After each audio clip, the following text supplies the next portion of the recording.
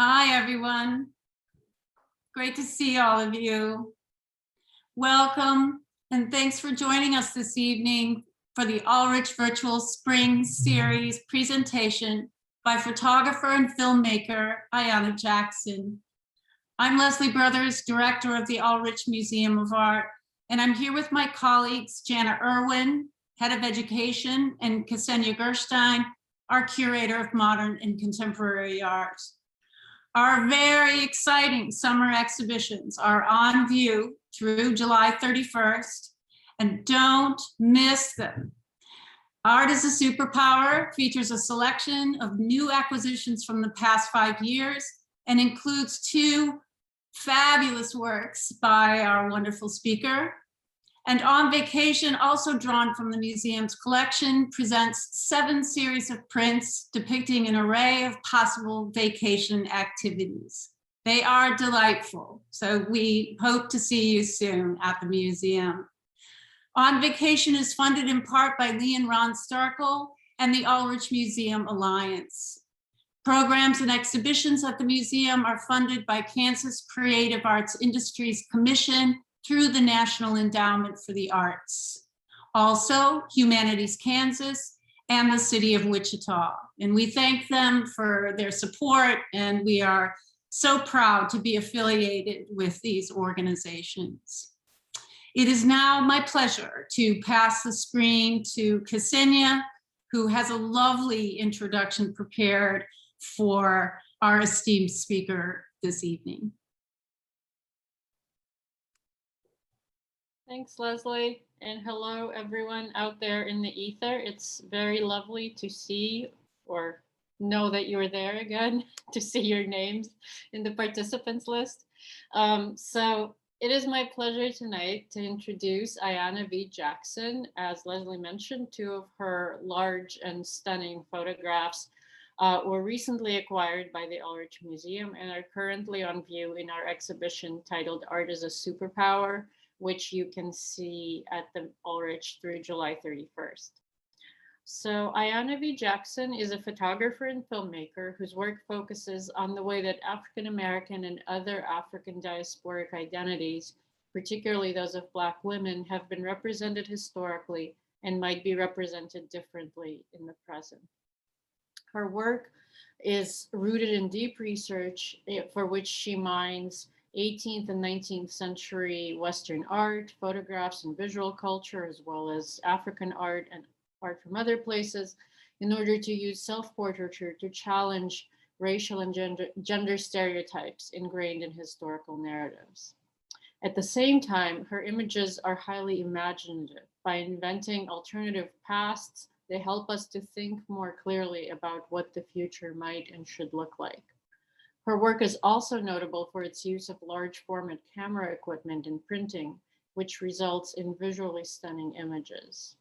Her work is held in the collections of, among other institutions, the Studio Museum in Harlem, Princeton University Art Museum, the Museum of Contemporary Photography, Chicago, Detroit Institute of Art, and National Museum of African Art, which is part of the Smithsonian Institution in DC. Tonight, Ayanna will talk to us all the way from Johannesburg in South Africa, and we appreciate her staying up to do so. So she'll talk to us about the evolution of her work and thinking in recent years, as well as her current projects. She'll speak for about 40 to 45 minutes, and then we'll have about 15 minutes of Q&A, which I'll moderate. You can put your questions into the Q&A box at the bottom of your Zoom screen at any point, and then I will read them out loud at the end and pass them on to our speaker. So without further ado, welcome Ayanna. Hello. Thank you so much to the entire Ulrich Museum staff and Ksenia and Leslie and Jana. Thank you for your diligence in pulling this together. I appreciate this opportunity to talk about the work. So I'm just gonna, without further ado, I'm going to go ahead and begin to share my screen. And yeah, I look forward to our Q&A.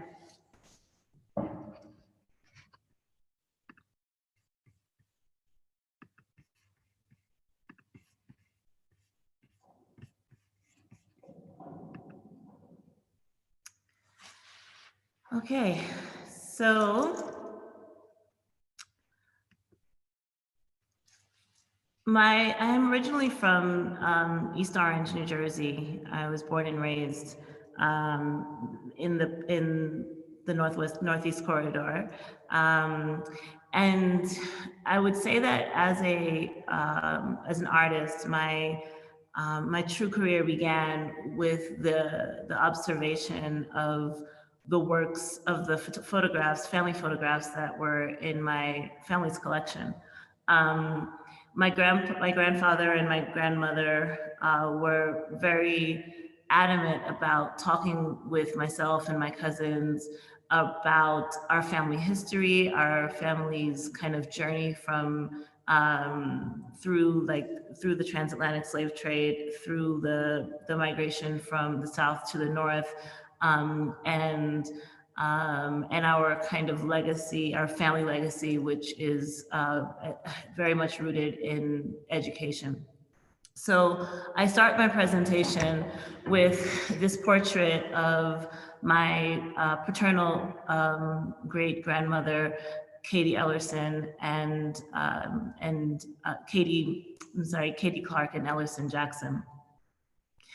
The reason I start the presentation with this is because I remember this photograph being at the bottom of the stairs of my grandparents' house, and I remember absorbing the texture, absorbing the color, absorbing the hand paintedness, like thinking through the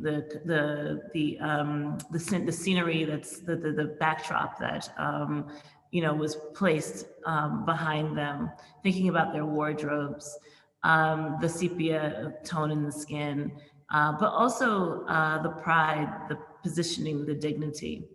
I don't know that at the time growing up that I don't know that I realized how influential this particular portrait was for me, but it definitely came back up as I started to work.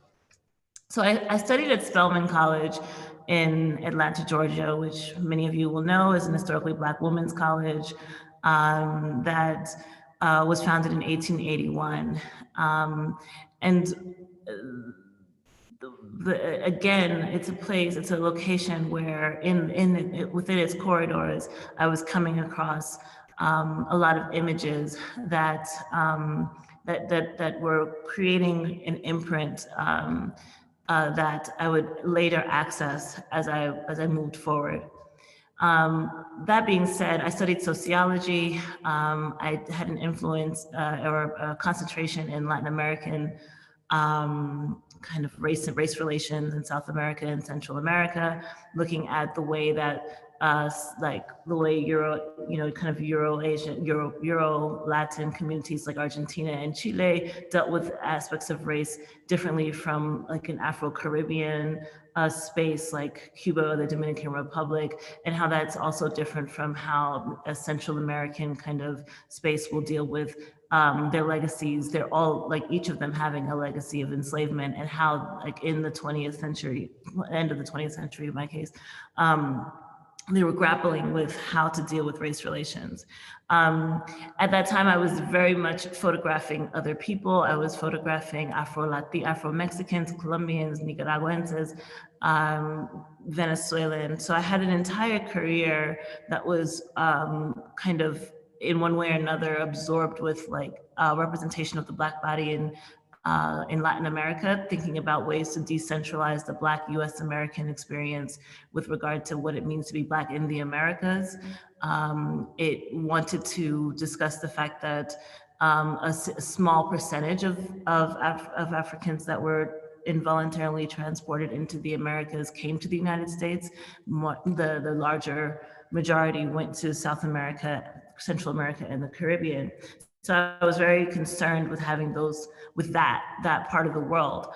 But later, around 2005 or so, I went to Germany, and 2004, I went to Germany and studied under an amazing photographer, Katharina Sieverding, who worked a lot with her own body and her own identities. And she studied under the Dusseldorf School under Joseph Beuys in the Dusseldorf school. But I guess the reason I mention her is because in that kind of informal space of learning, because I wasn't an actual student, I was auditing the classes.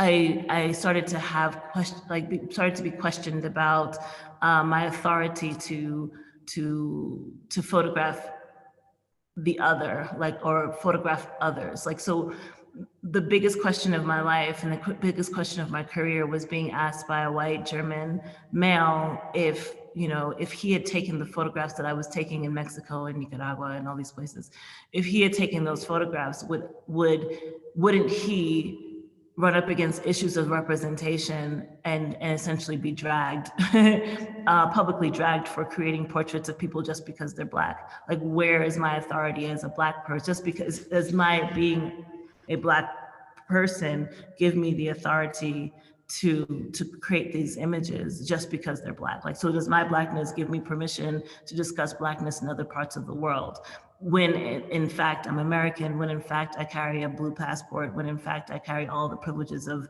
US America, which in a way, I think you know where I'm getting at. So that kind of stuck in my head as I continued to work over the next few years, and thinking about my positionality as an American, my positionality as a woman, my positionality as an educated, middle class, descendant of several generations of educated people.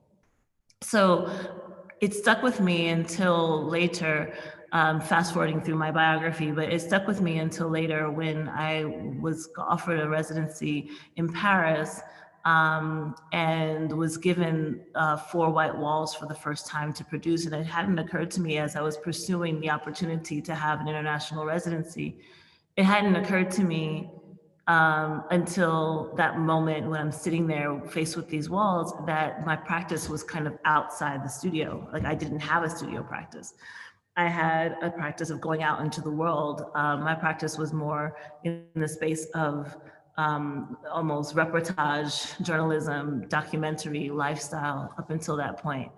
So it was a challenge to kind of deal with that, but it was a beautiful challenge, because that question from my fellow student continued to kind of nag at me. And so a series of things happened. Among them was going to an exhibition of Fred Wilson, who some of you may know was the first Black person. It's interesting, we have Simone Lee, we had, we've had this very beautiful moment of Black representation in the Venice Biennale over the last 3 iterations, but the first Black person to participate, to represent the United States in the Venice Biennale was Fred Wilson. And I happened to be at one of his openings in Paris, and in that opening, I remember feeling hyper visible as a Black person in the space. So he's a Black artist. His work deals with the Black body, deals with the transatlantic slave trade.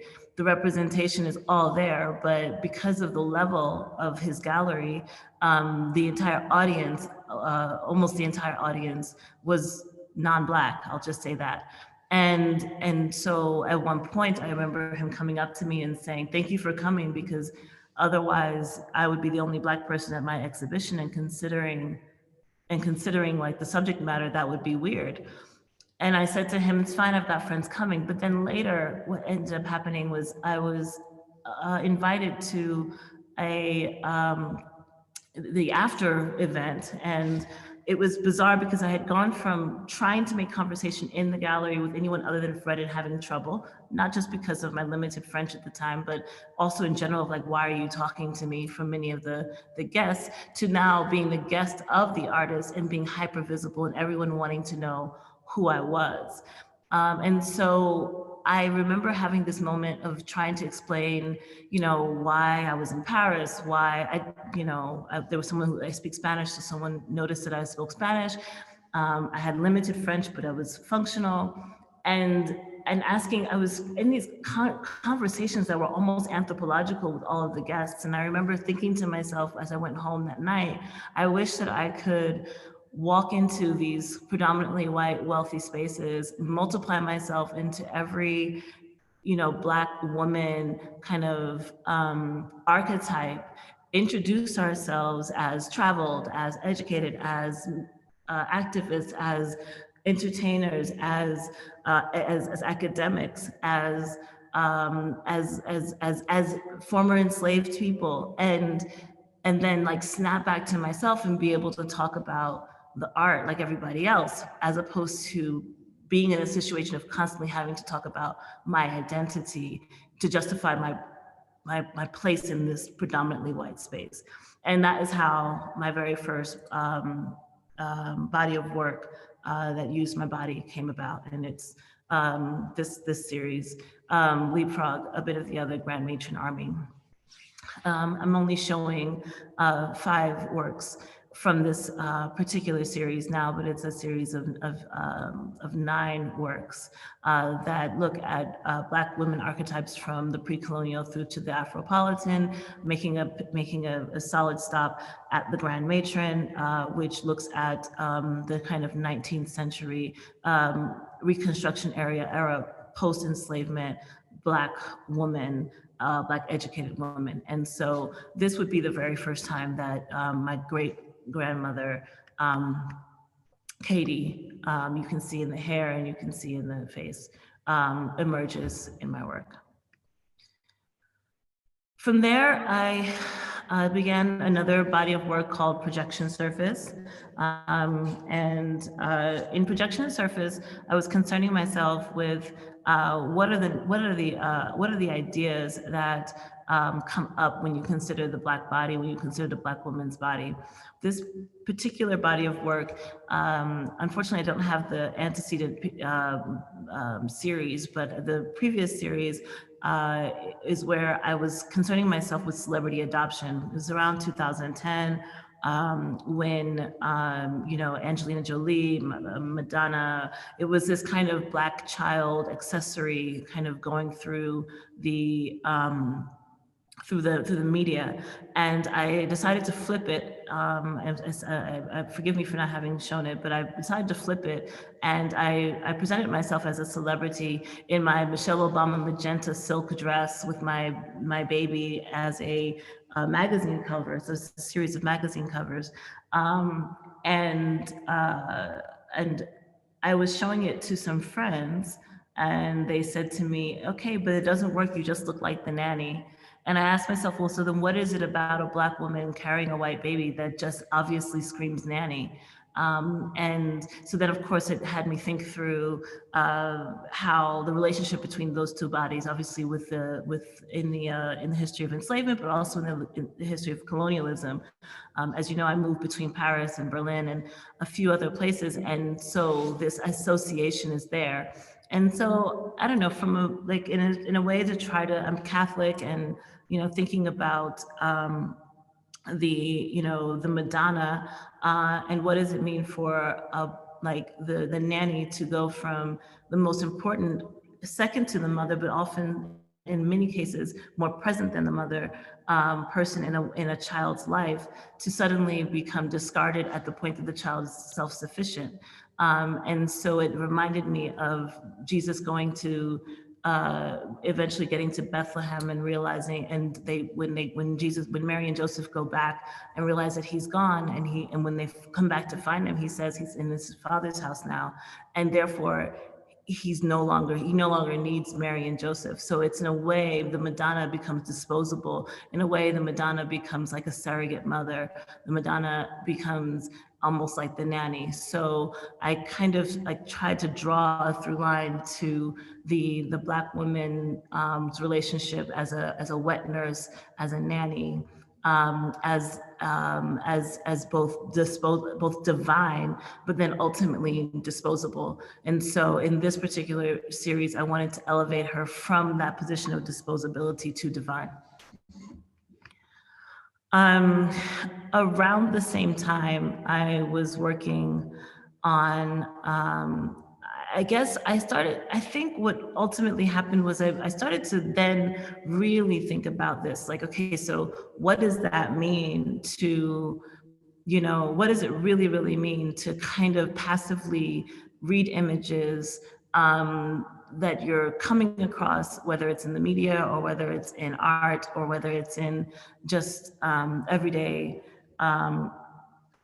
passing, what does it mean to like what are we digesting, right? And then what are the tropes, and what are the pillars that are supporting the ways that we see ourselves and others. And as you know, I'm very much concerned with the representation of the Black body and the representation of the Black woman's body. So I started to look at the archive. What you're looking at now, I'm actually going in reverse. I created these works are coming from a series called Archival Impulse, and then you'll eventually come to Poverty Pornography, but I actually created Poverty Pornography first, which looks at 20th century imagery from lynchings through to kind of warfare and guerrillas, soldiers, and war-torn kind of Africa, between quotes, a representation. And then I went into the archive because it's constantly in my work an act of digging deeper to find some of the original sins of representation, and therefore understanding photography's role in the construction of racialized thinking. So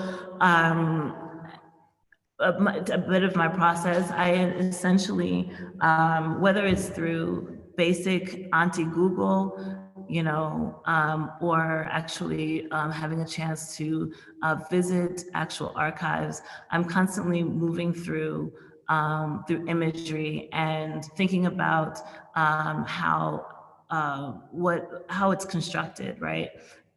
In this case, you're looking at Alice Seeley Harris, who was a missionary, a Belgian missionary, who was working in the Congo.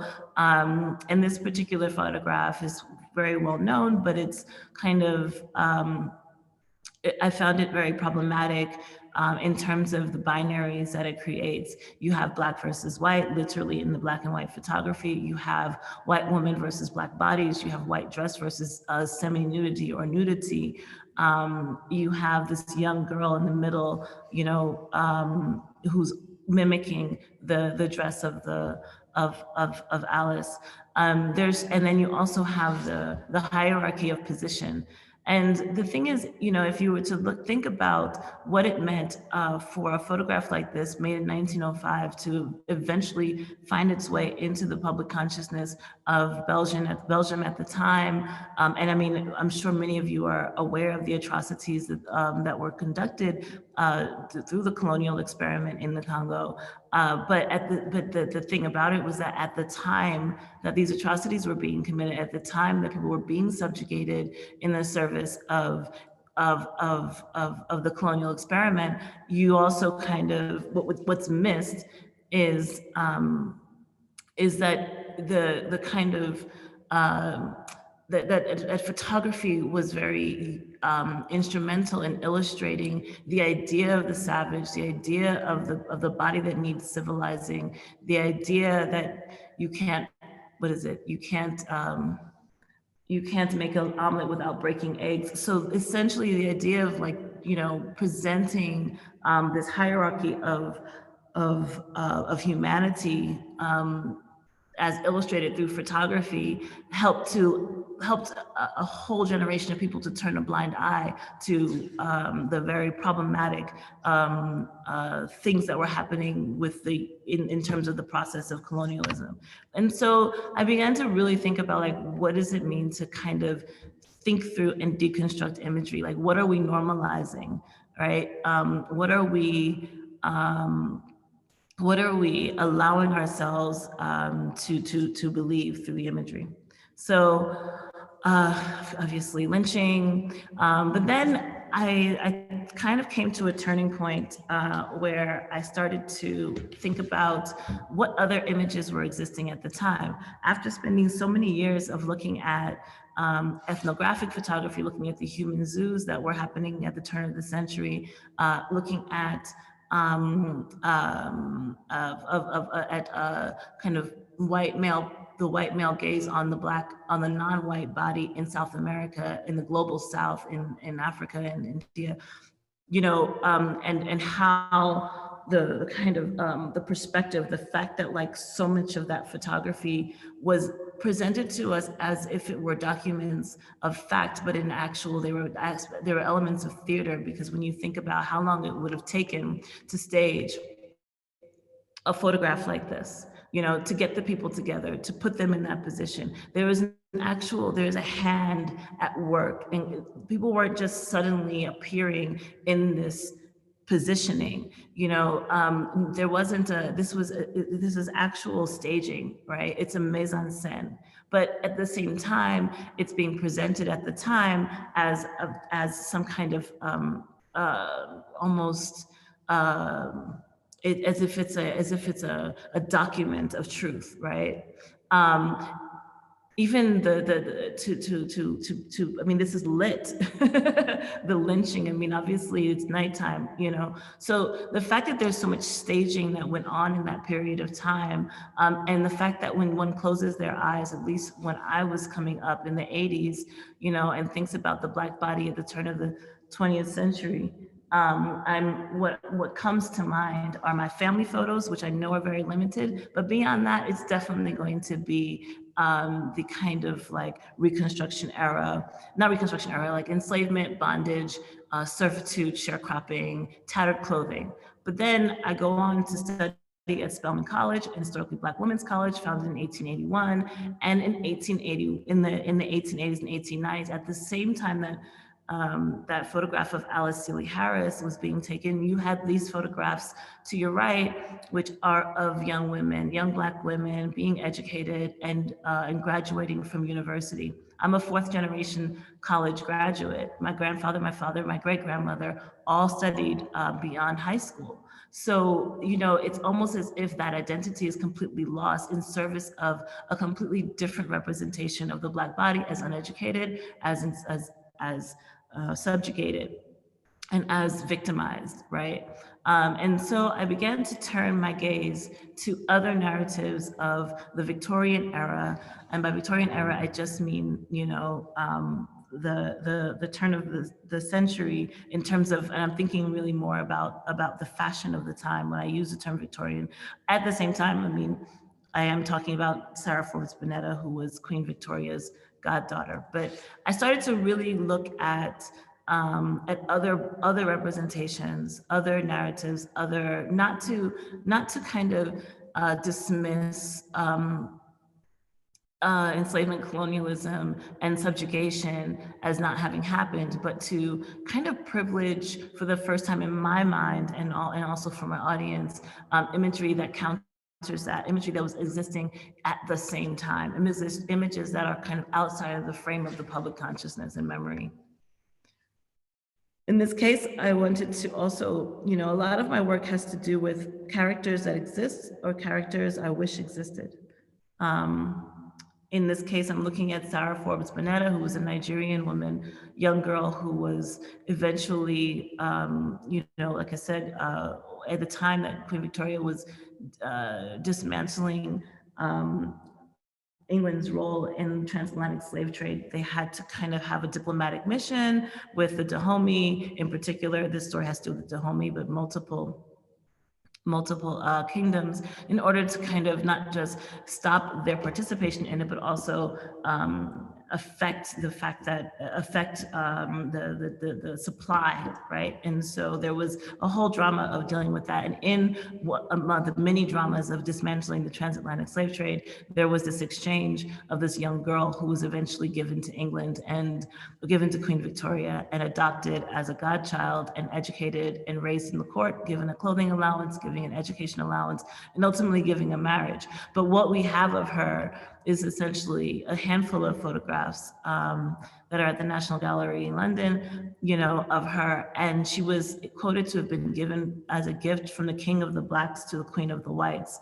And so I think about her as an object, as an objectified body that is staggered to the right. You have an image of her at her wedding day. But I wanted to kind of think about her animated. I wanted to see her live, but I also wanted to see her in the royal blue because she's thrice royal. royal, I didn't mention, but she's royal because she was a Yoruba princess, royal by virtue of her relationship to Queen, and then royal by virtue of the marriage, which was to a prominent Nigerian that was living in England at the time. So she's thrice royal. So these are, and so from a material standpoint, I've been of late working outside of like the traditional kind of, photograph in frame, thinking about other ways to allow the image, the body, the character to move through space. This is a recent installation that I created that is here at the Nyrock Sculpture Park in Johannesburg. It's, ceramic ink on glass. Now I'll just come to another body of work which came from those other previous ones, because usually the new body of work is an answer to the previous body of work. And Saffronia is part of a series that I did titled Intimate Justice in the Stolen Moment. Fast forwarding to 2016 or so, Black Lives Matter was kind of coming into the consciousness.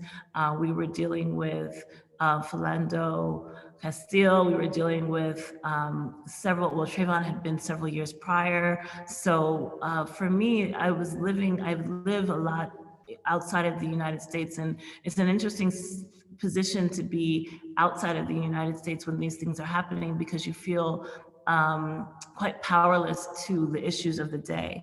And so at the time that I made this series, this particular work was made in South Africa a few years later, but the series, which was that this is a part of, was made because I really wanted to have a conversation about I wanted repose, I wanted relaxation, I wanted movement, I wanted to feel something other than stuck and weighted by the history of lynching in my country.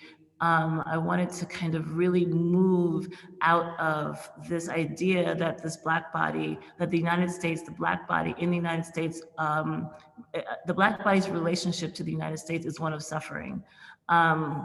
It was one of murder and distress, and it's not a new story. Obviously, I grew up in the era of Rodney King. So to me, as a, but I wanted to feel something else. I wanted to think about something else. And I wanted to think about the reality that to be Black in America, to be enslaved, to be, to be a descendant of that is not, it's not a static position. It's a position that you move through, and you are at once. You can be, if you're going to transport to the time of the clothing that I'm showing in this work, you can be at once enslaved and be a mother, a sister, a lover. You can still, because to be in that position is not a permanent state. It's a state that you're placed within, and so your identity is also other things.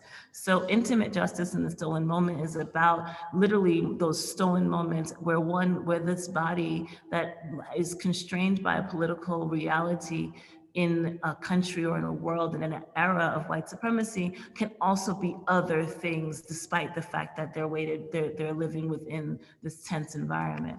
So I wanted to really I wanted to give the dignity of repose. I wanted to give the dignity of relaxation. Obviously, I was thinking through,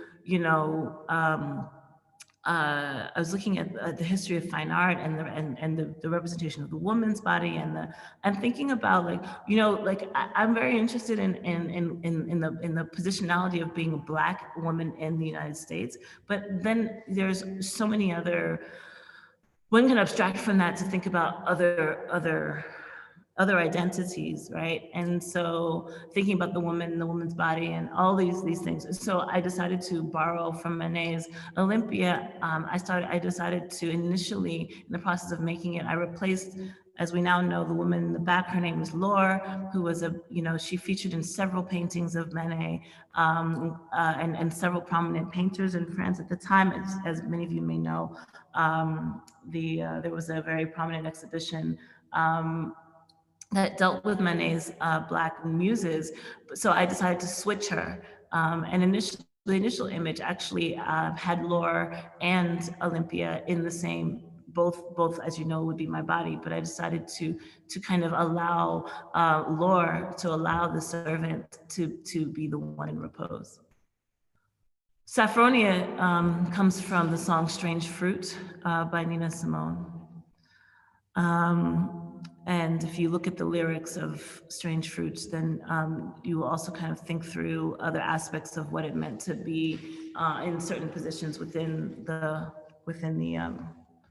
households of enslavement. Oh, wow, 30 minutes. Okay, 10 more minutes.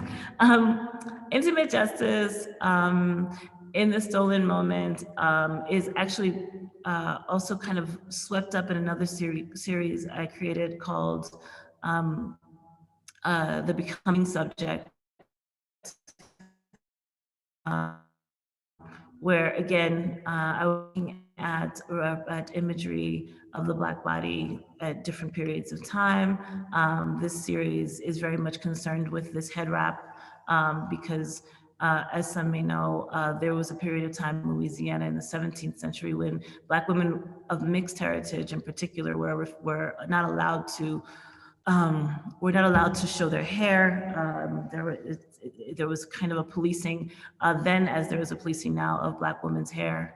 And so, but through it, there was this kind of decision to kind of, okay, so it's like, okay, I can't show my hair, but then, I'll definitely put a hat on it and keep it moving, And so it had me thinking through resistance and the consistency with which our bodies are policed, and the consistency with which we will figure out a way to break that shackle and express ourselves, come hell or high fire, come what may. Again, movement is a big theme for me. Self-care is a big thing for me. My process is very much, I'll go backwards. My process is essentially, I work with a twin lens reflex, I work with a remote live view. I used to work with a twin lens reflex back when I was only shooting film. But my process in this moment is actually, I work with a 5D Mark II. I essentially use the remote live view. So I have my camera on a tripod connected to my laptop, and then I basically watch myself. I essentially play in the mirror. It's classic. It's basically a timer system where I do work with stylists, research assistants, and the like to get my costuming together. But eventually, for me, it's very important to be the only one in the studio, to kind of really get into my own head and to get into my own kind of position within with the characters. And so it's essentially myself alone in the studio yelling out into the ether for someone to come get me out of my corset or whatever I need. But it's a very intimate experience for me. So this is just an installation created. And my current body of work, as I conclude, is dealing with the myth of Drexciya. Drexciya was a band from Detroit in the 80s, late 80s into the early 90s. As some of you may know, the birth of techno is essentially Detroit.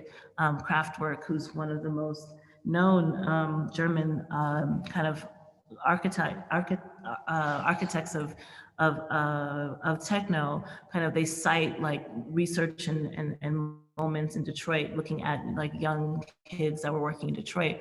And one of the biggest production companies at the time was called UR, and Drexciya was one of the bands. I became fascinated with them when I was given my fellowship at the Smithsonian, because I was asked to kind of think about how I would engage with the archive of the National Museum of African Art. And I was thinking, oh, okay, well, what could I didn't want to go back to more ethnographic photography because I found working with that subject matter very traumatic. And so I said, okay, well, what can I do? And I began to think about water spirits. And the reason is because Drexciya, I had heard the story many years ago that they in their kind of, back in the day, even now you have these like bands who are like super enigmatic and they don't show their faces and this, that, and the other. And so Drexciya was kind of one of those sets of artists, and they said that they were the children of pregnant women who either jumped or were thrown overboard the slave ships.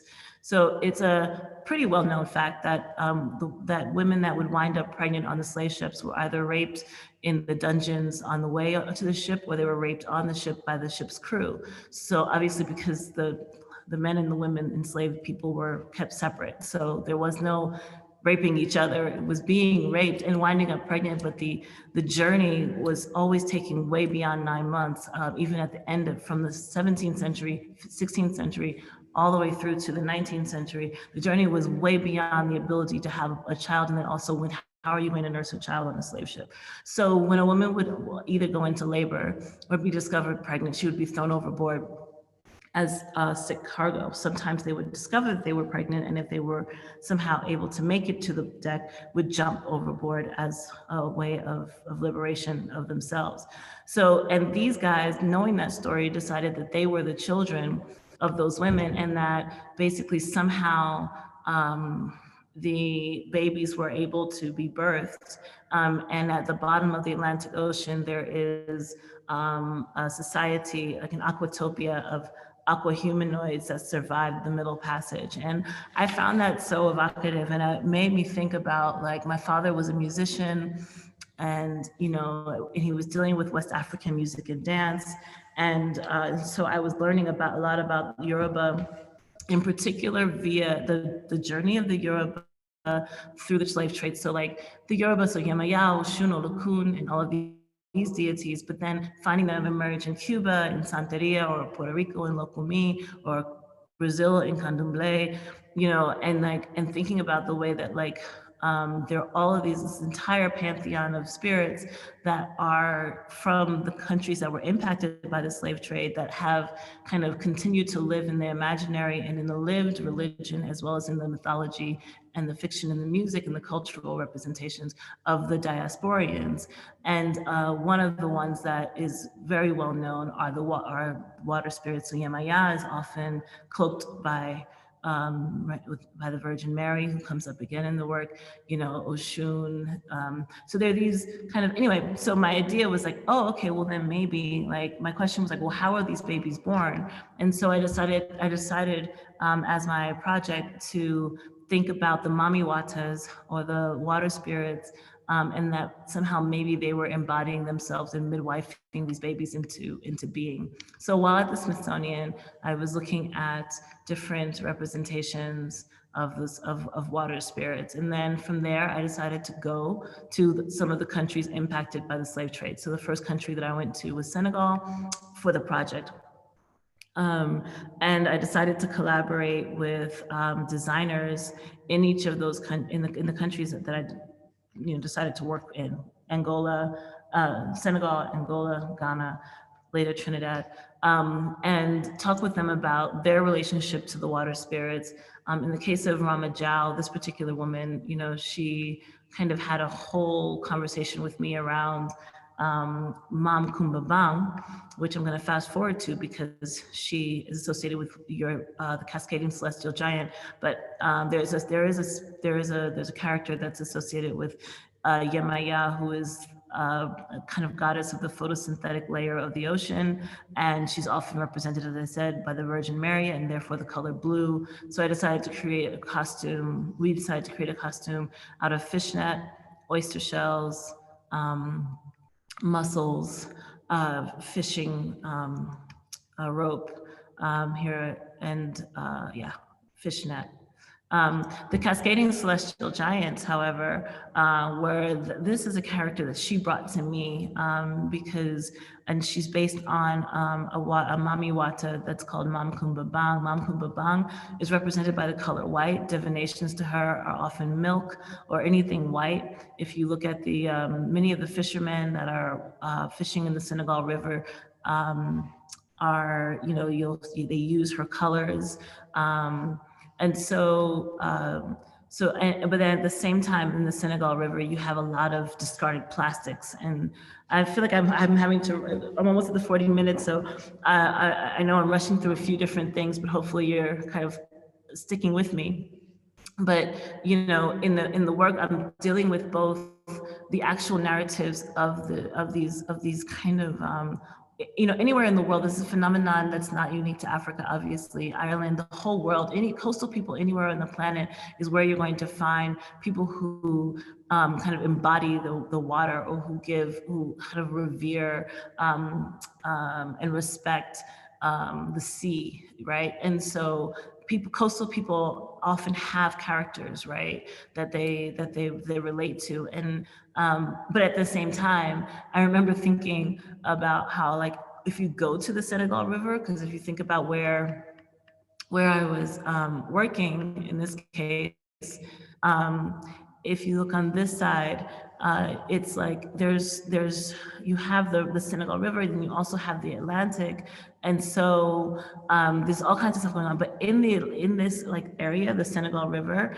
you have so much discarded plastics and human waste. So I thought it was interesting that, like, she's represented by the color white. But then you also have literally like these white plastic bags that people are discarding into the ground, into it. And so this dress is created with plastics. So basically, this is kind of, if you think about those kind of, those plastic bags, I think Louis Vuitton did a body of work with them. They're kind of associated, between quotes, with like immigrant bags. In Germany, they would be called the Kanak bags. In Ghana, in Nigeria, they would be called the Ghana Go Home bags. But it's basically those kind of, but then you also see people wrapping coal and different things in them. So basically, this dress is made from the fibers of those plastics. And the characters for this body of work are kind of the Draxonians, are these aquahumanoids at the bottom of the sea, fashioning themselves with things that they could find in the sea, hence the fishnet, the fishing rope.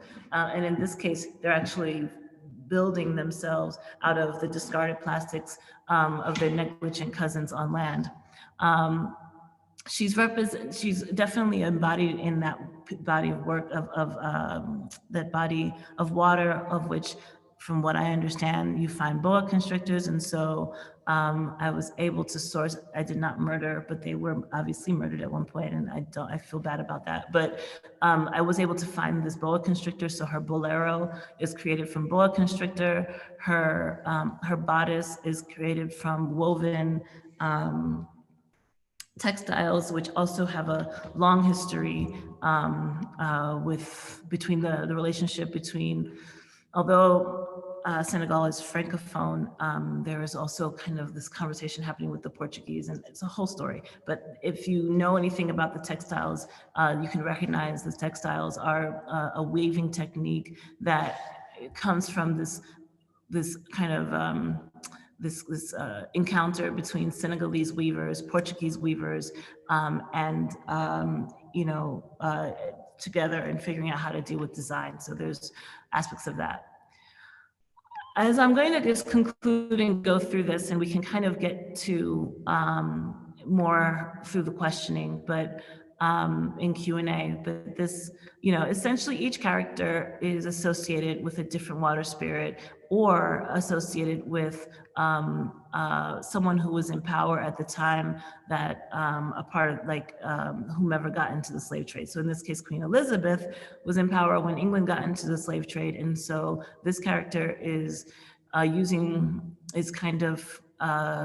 associated with, it's kind of like this mirroring. So you have this one deity in the Yoruba pantheon that's called Olokun, and Olokun is at the bottom of the ocean. So you have Yemaya, who is on the photosynthetic layer, and then you have Olokun, who's at the bottom, the dark, deep detritus of the sea. And so I decided to kind of, and Olokun is a deity that's kind of both male and female somehow. And there's this whole story about how people like questioned Queen Elizabeth's gender. So, you know, you can imagine as an artist, you just kind of pull at straws and make things up and create associations in whatever way. And so in my mind, this particular water spirit is, you know, kind of presents herself as her arch nemesis. And so therefore she's mirroring Queen Elizabeth for having like being the sender of all these dead bodies to the bottom of the sea. And then, you know, Louis XIV was in power when France got in. And so this is his second wife, Maria Spain. And so, you know, there's this character is kind of based on her portrait. You can see in the body and the positioning, choice of color, but then the beads are trade beads that were used to, you know, to trade slaves. So like these colorful ones, the Venetian beads were it was something like you could, I don't know, like 4 pounds of those would give you a 17-year-old boy. Then you had, you know, so trade beads. And so, and then rice, I can go on and on. Each element to the project has meaning in one way or another, and is based in some aspect of the research. In Angola, again, I'm thinking about what would they wear, you know, discarded flip-flops, again, from their negligent cousins on land, spoons that might have been found in a shipwreck, stolen artifacts or gifted artifacts, however you want to look at it, you know, that might have been in a sunken ship.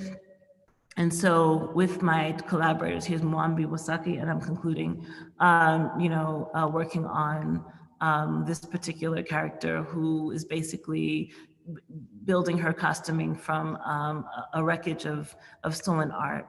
And then I'm a scuba diver.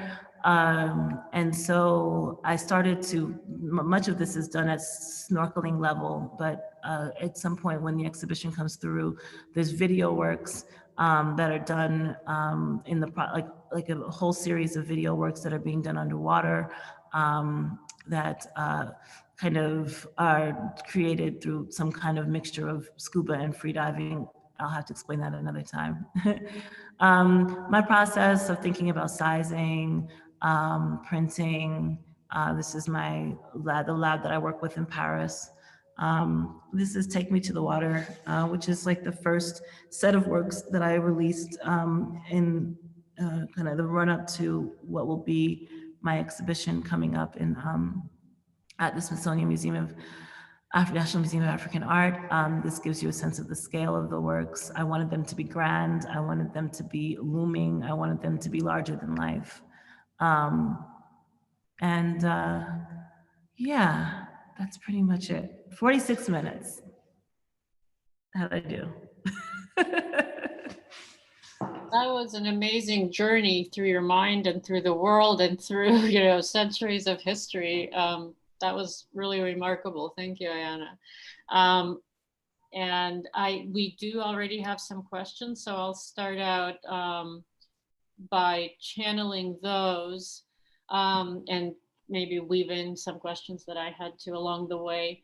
So I think there's definitely, and I had all kinds of questions about your process too. So one question from Wilma she signed it Wilma in Wichita, like an old school advice column question. How long do you spend in a room to finish a photograph image idea when alone in that room? And I guess at the beginning, it seemed like you work alone. In the later photographs, you were showing a process that's very collaborative. So I guess I'll add, to what extent is your work collaborative? To what extent is it, you know, yours alone? And yeah, how long does it take? Yeah, it's become definitely in this last couple of years as I've been working on the Smithsonian project, it's become more collaborative.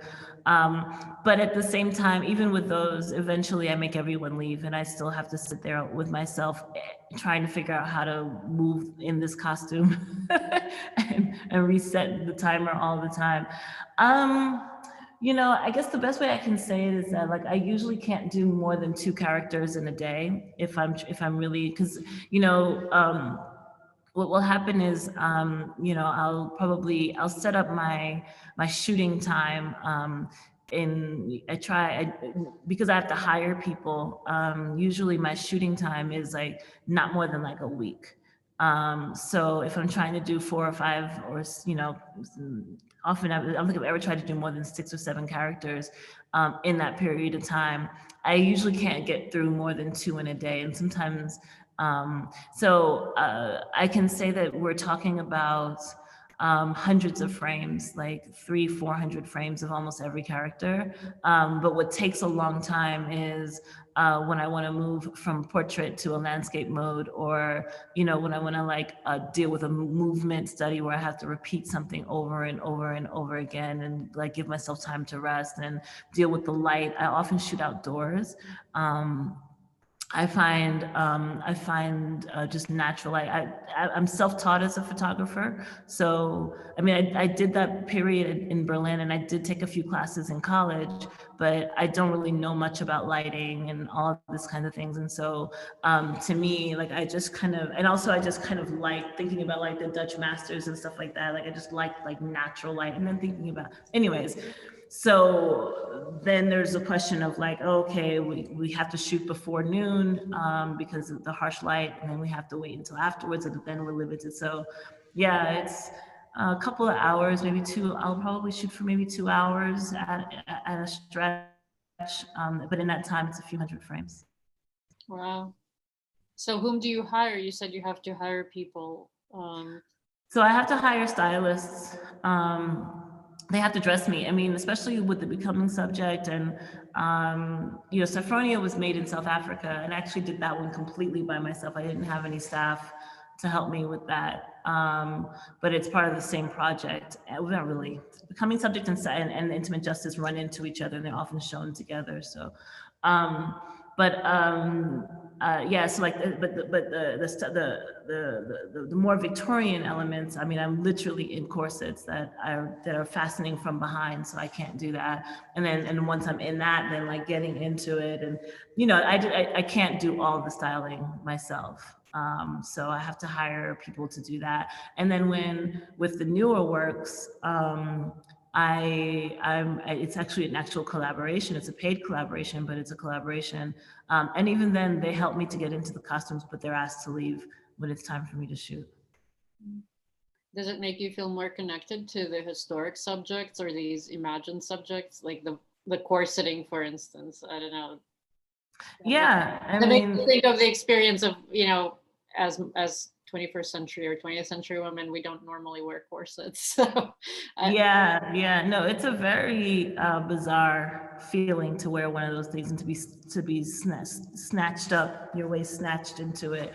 And what's more bizarre actually is taking it off and watching and feeling and literally feeling your organs try to figure out where they're supposed to be. Like I'd heard about that in like all the feminist discourse, but like to feel it in your body, like, because what was happening is like I would, especially like with the ones, the movement studies, I'm also trying to jump and move and do stuff you're not supposed to do in a corset, you know what I'm saying? And so, but you're tied into it, and taking it off was like it's creepy feeling your, like everything just kind of go back into place. It's very bizarre.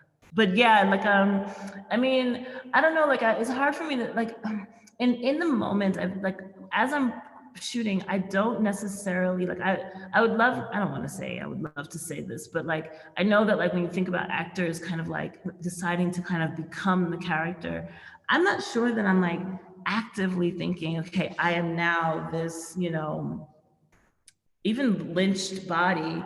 I know that that's what I'm doing kind of more intellectually, but because I'm also controlling the camera, I've got way too much stuff going on in my mind to really sit down and try to kind of like, summon a spirit. But what happens is, the place that happens is when I have to then talk about or defend the work, or think about why I created the work. That's kind of where the moment of like possession, if at all, because it's like, I have to kind of think about like why I chose to do this, what I was trying to say with it.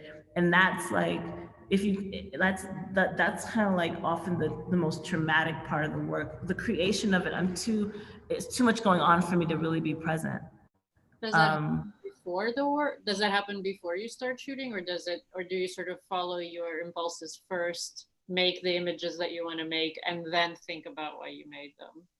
Yeah, I mean, it's the latter. I mean, it's kind of, I mean, as I've been, now I'm like 10 years plus into creating work like this, stepping into characters, either real or imagined. But like in the beginning, like I remember, yeah, in the beginning, I was very naive about what I was doing or what I was thinking. I was very intellectual about it. And then so now I'm I'm more deliberate with it. I'm more thoughtful about it. But either way, it's kind of it's in retrospect that it really kind of dawns on me the gravity of some of the stuff, that the subject matter that I'm working with, because it starts as a fascination. I mean, I studied sociology, so I kind of have a research methodology that is still kind of rooted in social science, and then rather than writing, I'm just using imagery as my tool, um, but it's later that I start to really think through. I don't know, it's hard to explain, but it definitely happens a little bit. There's a delayed response of like like realizing like what I've stepped into. Yeah. Oh, that makes sense. And as you were speaking, I was thinking that, I mean, yeah, it's just another modality of dealing with this intense sort of amount of scholarship, but it does sound, like it's rooted in so much clearly reading and research. And to me, it's remarkable that you can pack all of that into an image. We earlier on in your talk, there were two different questions, and I was curious about that too. That conversation you mentioned having with a person in Germany, who questioned your authority to produce images of others, and potentially even, one of the questions asked, sort of suggesting that what you're doing might be some form of cultural appropriation. And so the question put most simply was, did you have an answer for that person at that time, or I guess do you now, about sort of cultural authority to produce images of others? Do you think that's something you'll ever go back to? Do you feel like you're more comfortable producing images of yourself? Yeah, it's I'm a person and an artist that likes the difficult question. It's hard to deal with. It's hard to kind of like, question yourself and question your intentions. But at the same time, like, therein lies the work, right? And so at a certain point, I started to realize that, or I convinced myself, especially around the time that I made Archival Impulse with ethnographic photography. I made that and I showed it here in South Africa for the first time. And I remember talking to, I don't want to over exaggerate the response, but like, of course, often the negative responses are the ones that like really stick with you. And so, it was kind of being sold like, well, what right do you have to talk about the African body? So, the position of the Black American is kind of fascinating, because like in terms of how one deals with the idea of diaspora. And so like, where are your limits of like acceptance? So like, I'm Black, but I'm not African. So then what right do I have to talk about Africans being put on display, right?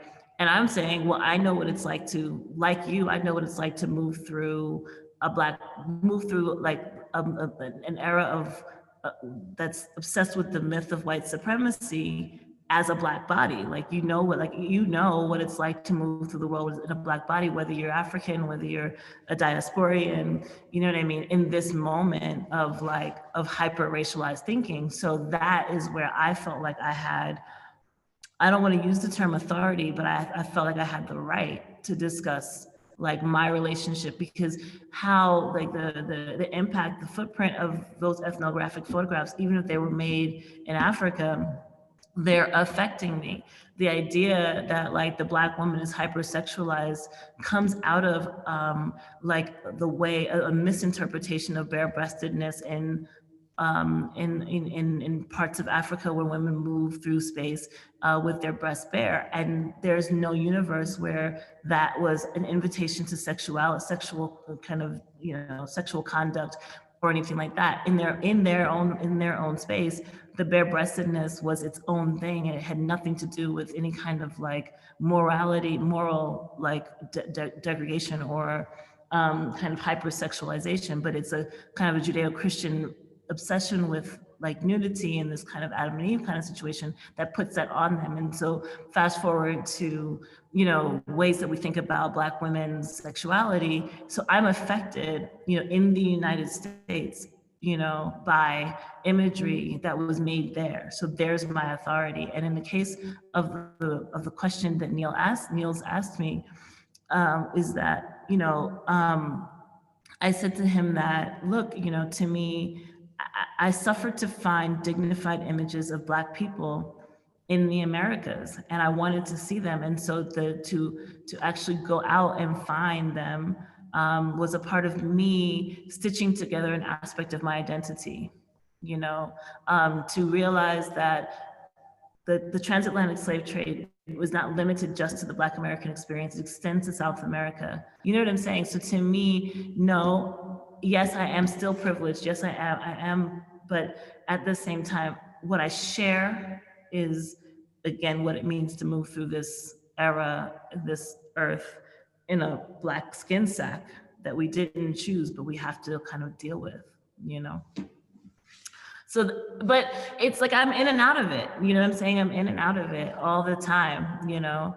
I think to me, the answer to the question is less interesting than the question itself, you know? And that's kind of where the work comes from. Like usually I feel like thinking about the idea of the hypothesis in social science, you know, it's like, I always have a hypothesis. It's almost always, you know, not working, but then I find where it doesn't work, like with the tabloid photographs. I find where it doesn't work, and then that creates the fertile ground for like trying to find something else. And then there I find another question. So I actually decided to kind of like submit to my process of not knowing, of getting it wrong, of missing the mark, you know, in order to kind of, you know, explore more, like at the edges.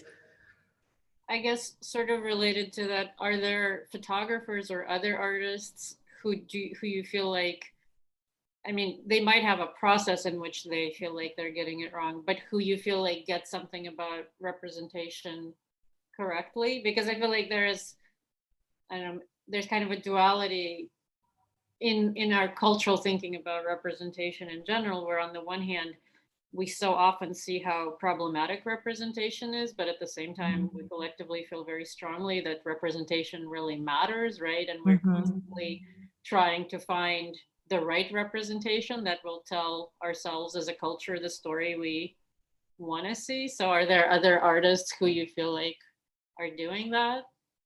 I mean, well, I would say, you know, since the dawn of the cell phone and the democratization of photography around the world, you're beginning to see, it may be like it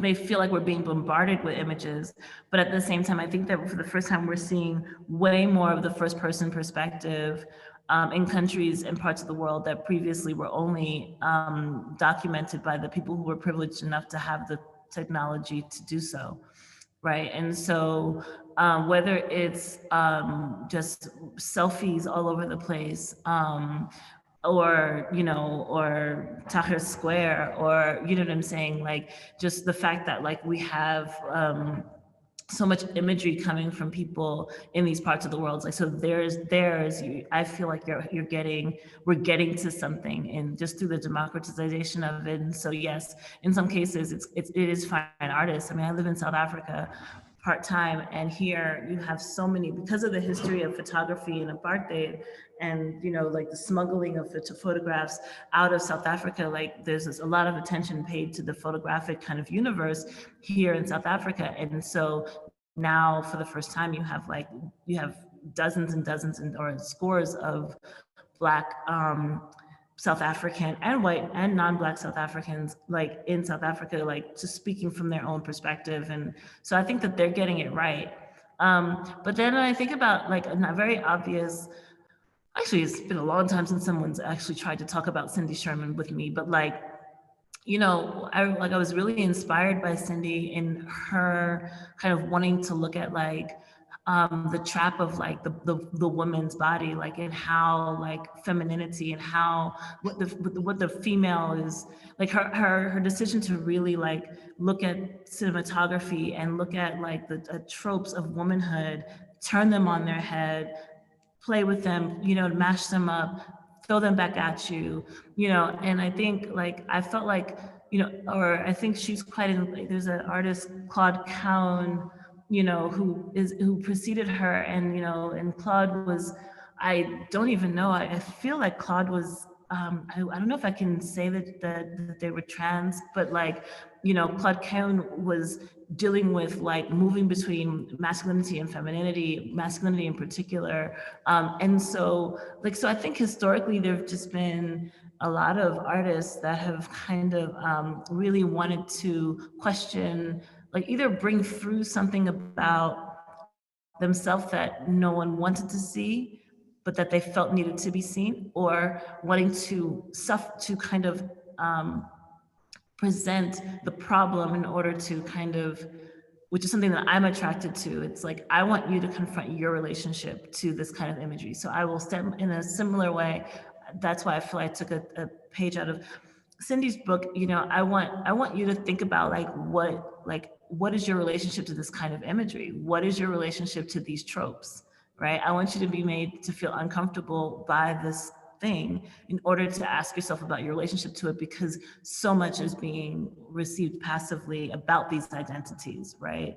So if I can put it, if I can, through repetition of my own body, but through different things, then eventually you'll stop worrying about my body and you'll start beginning to think about like the positions that I'm putting my body into and your relationship to those, to that construction, right?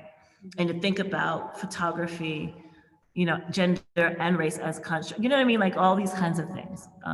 But yeah, those are some folks that I thought, yeah, that come to mind at least.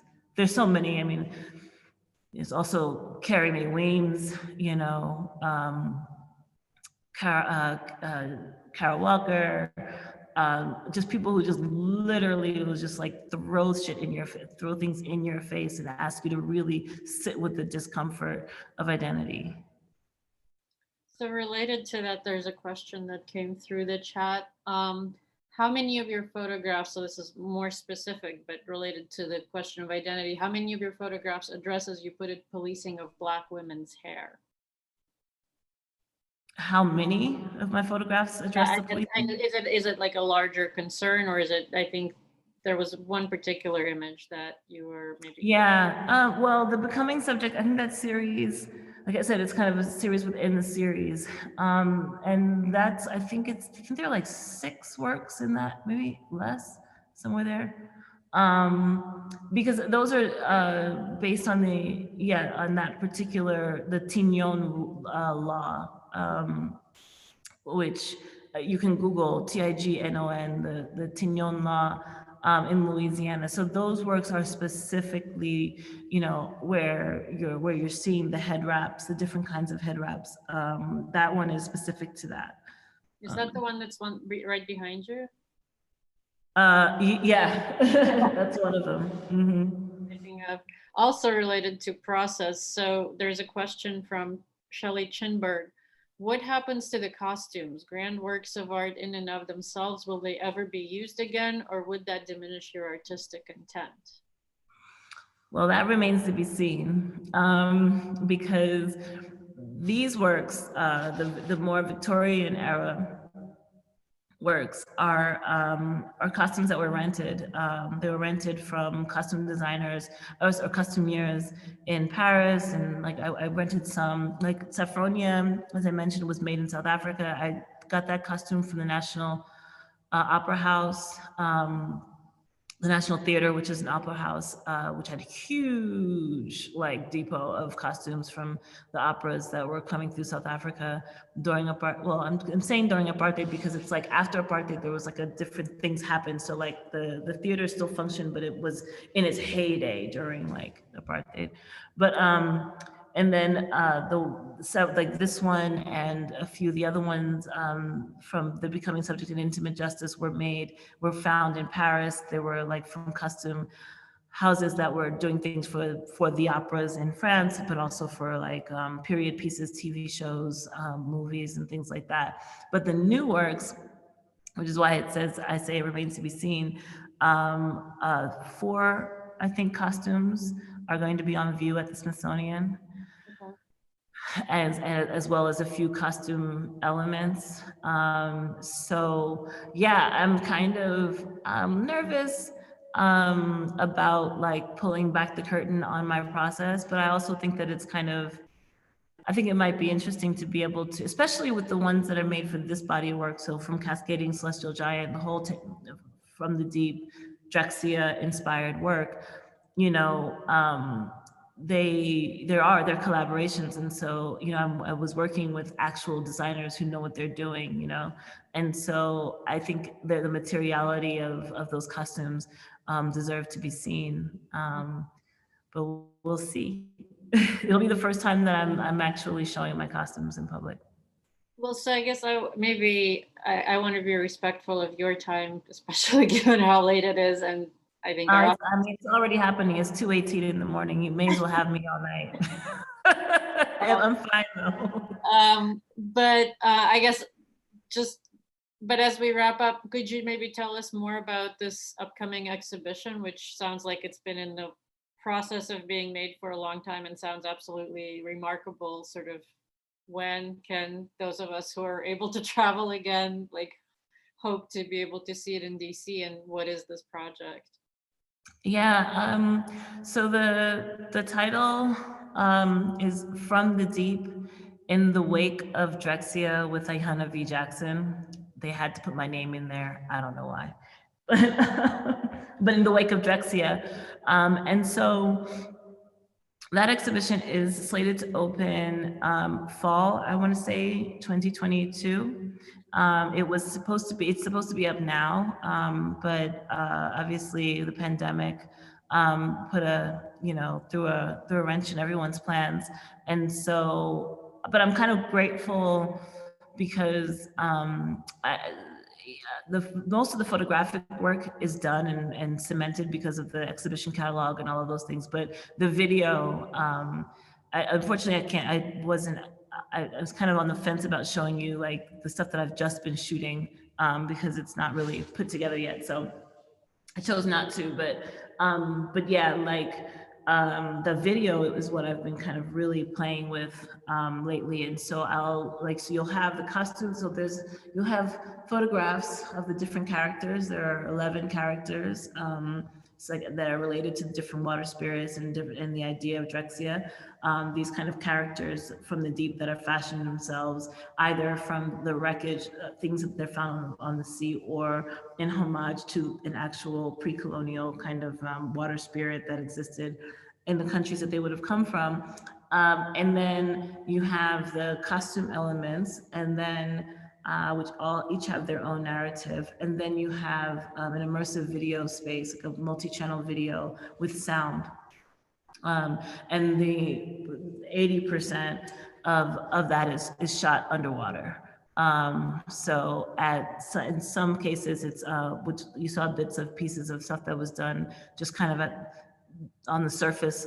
But then while I got locked down in Trinidad and Tobago. I was shooting there for the underwater stuff, getting my advanced diving certification in order to be able to shoot deeper, because I wanted to, like, my early stuff was so on the surface and I wanted to actually go down, but in order to go more than 60 feet underwater, you have to have further certification. So I was there doing that when basically the pandemic started, and I decided not to go back to New York. And unbeknownst to me, I wound up there for 10 months. But in that period of time, I was able to kind of go all the way through to dive master. And so then I was able to shoot like 90 feet down. Like, I think the deepest I shot is like a little over 100 feet, like on a slave, not a slave ship. You can't see them anymore. They're all covered, but like on a shipwreck. And so so yeah, so you have what's interesting, or what's interesting, maybe not interesting, but what's new about this body of work is the collaboration with the designers co-creating the actual costumes, the opportunity to hopefully see, not hopefully, but you will see some of those costumes. Also video. I've done small video works. It's usually a little bit of video in each exhibition, but this is a much like greater scale. Yeah, and so yeah, you'll have all of that, and also sound collaborations with musicians and DJs and the original production company of Drexcia. Oh wow. Are the band members still around? Do they know that you're making all this work? Well, one passed away long before. He passed away in the 90s, James Stinson, but Gerald Donald I did happen to meet, which is bizarre because he's hard. Yeah, I don't even know how I managed to meet him, but yeah, yeah, they're aware. We're talking through, as far as I know, they're still giving me the rights to be able to use their sound. And I'm also, like I said, I'm asking them to compose original sound for other. So you have Gerald Donald is a part of a completely different band, and he lives like in Iceland or something like that. And James Simpson passed on, but the production company, Mad Mike, and a few other guys, they're still making music in Detroit. And so like, that's kind of, I don't know, like when I met Gerald, I asked to record our conversation and I was told no. So it was this kind of thing of like, they still are very kind of enigmatic and inaccessible. So I'm not exactly sure who's gonna make what. I just know that they're gonna make something. And I'll find out later. But that's just because part of their thing is to kind of be enigmatic. But yes, like I'm in conversation with some of the original architects of their music. So, and they're quite excited about it. What's interesting is that in talking with them, and I don't feel wrong for saying it, they said that like for them, the idea of Drexcia was hyper violent and militarized, and they have songs like Cascading Celestial Giant comes from one of their albums. It's a song in Drexcia's kind of over whatever, and but like they also have songs like Cruise Ship Killers, and like like the idea of like really kind of this like it's an angry, for them they were saying that it was quite angry and it was quite masculine and it was quite violent. It was this kind of like, how dare you create this slave trade? We are the Bermuda Triangle and we're taking down like all of these cruise ships as symbols of wealth that's created on the back of our people. And then they look at my stuff and they're just like, it's weird because it's so feminine. I'm like, well, I mean, it's based on pregnant women that were thrown overboard slave ships. Like, how is it not feminine? But it's like this thing of like, they're realizing that like their response to the work was that, they love that something that they created, so many years ago, decades ago, because I'm not the first artist, Ellen Gallagher, like, all kinds of, I think even Bangeshi, many artists have dealt with the myth of Drexcia. So I'm by no means unique in having like, dealt with it. But like, it's been interesting for them, they were saying to me, to see how artists and creatives have kind of taken the story and made it their own. And in my case, for them, like the fact that it's so feminine, not just because I am a woman, but also because I'm dealing with like water spirits that are often kind of embodied as female, right? And water, all of this kind of stuff. So like, it was really interesting. And they thought it was, yeah, they're like, no, for us, it's like militarized, and you're just like, so it's fun talking to them about it, but I appreciate them for giving me their blessing. So yeah, we'll see. It's going to be an amazing exhibition. So it'll be at the National Museum of African Art in DC. Right. Mm-hmm. And it'll be, as I said, it should be, at this moment, we're using, I think we're saying we're going to open in September. I think that's pretty, it could be as early as this time next year, June, but I think the date that we're really looking at is September. Because the museum is still not even open. They're still just getting back, and they have to get through their programming for the last year before they even, so there's shows, I mean, they're concurrent shows, but there's still shows that kind of need to happen ahead of mine. Shows that were slated to happen still need to happen in some of the galleries.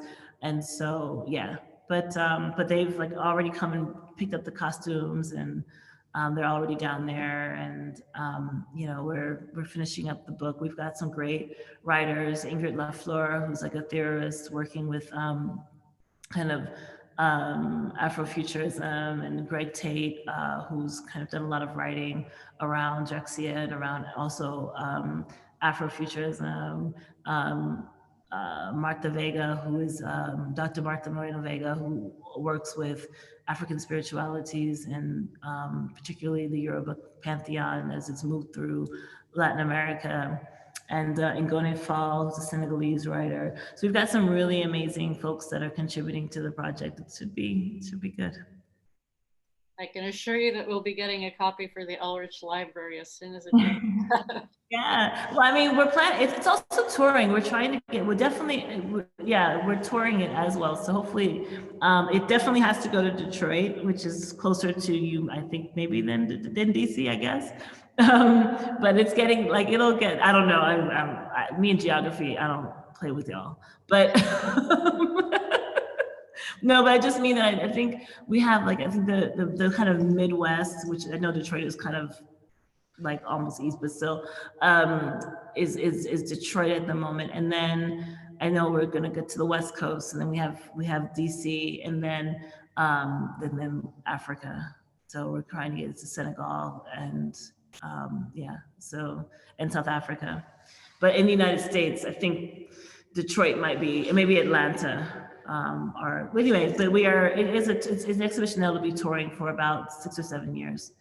Wow, that sounds absolutely remarkable. So, all right, I think, again, in the interest of being respectful of everybody's time, I just want to say thank you again. It was really remarkable, and I didn't pass on all the comments, although we can capture them and I can pass them on to you, but just people being really, really appreciative of everything that you share, the insights that you bring, how articulate you are about this incredibly complex history. And thank you for making the work. And I hope that people who are still with us, if you haven't seen it at the Ulrich, please come do see it. And I think you'll get even more out of it having heard Ayanna speak. So, I love it. I love the title, Artist is Superpower. It's so true. It's so true. Yeah, it really does have a very powerful way of allowing, like, it touches, you know, art is so amazing in that it allows you to enter at your own pace, right? And so you can either engage with something by its subject matter, or by its aesthetics, or by its composition, like whatever it is, you enter kind of in your own way, at your own pace. And then from there, it has a chance to unpack itself. And that's where it's so powerful, particularly when, whether or not it's intentionally intended to be political, you know, that's, or historic, or informative, or didactic in any kind of way. The point is that you can decide to engage with those things when and if you choose, right? And then maybe you'll get to it at a certain point, but it's already become a part of you. And so art it's kind of seductive in that way, you know what I mean? And so I like this idea that art is a superpower. Our exhibition designer, James Porter, who I don't think is here tonight listening, but I will pass this on to him as well. He's a working artist and a wonderful exhibition designer. It was his title, and I think that was sort of exactly, the show is of new acquisitions from the last 5 years. So it's a really diverse array of work, and that was that's what you're describing is exactly how he approached it. Whereas with my background as an art historian, like, I think I like to categorize things and like read a ton. And I think he was coming at it with exactly like those kind of dialogues and like, here are all these things that seduced me and that I want to share with you. And it's a really fantastic group of works as a result. Well, thank you so much for bringing me into the collection and bringing me into the exhibition. And I appreciate all of you who had a hand in getting me here today. And to whoever came, thank you so much for listening, and I appreciate your attention. Thanks, everybody. Have a good night to those of us. I guess everybody is at some stage of their night. Yes. some earlier or later than others. Good night. Bye, Jana. Thank you. Thank you. I appreciate you. Thank you, Ayana. Bye. Bye.